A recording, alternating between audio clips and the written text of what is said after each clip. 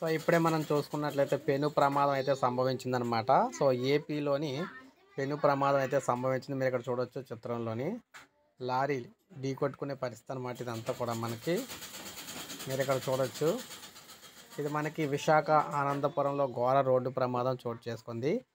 ఉదయం తెల్లవారుజామున ఆనందపురం మండలం వేముల వేముల వేముల వలస ఫ్లైఓవర్ బ్రిడ్జ్ NH16 రోడ్డు వద్ద ఈ ప్రమాదం అయితే జరిగిందనమాట. 2 లారీలు ఎదురెదురుగా వస్తూ ఢీ కొట్టడంతో ఘోర రోడ్డు ప్రమాదం అయితే చోటు చేసుకుంది.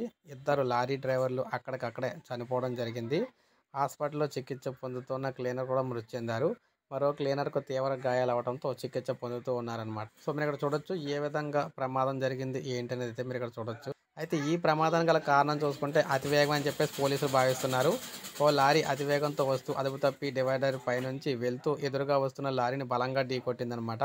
దీంతో ఆ ఘోర ప్రమాదం అయితే జరిగింది. మినిమం స్పీడ్తో లారీ వెళ్తున్నట్లయితే ఆ లారీ అదుపు తప్పేది ఉండేది కాదు, ఆ ప్రమాదం జరిగి ఉండేది కాదని పోలీసులు చెప్తున్నారు.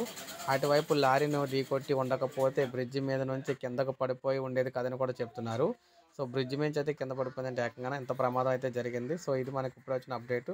లైక్ చేయండి, సబ్స్క్రైబ్ చేసుకోవాలి, మన ఛానల్ సబ్స్క్రైబ్ చేసుకోండి.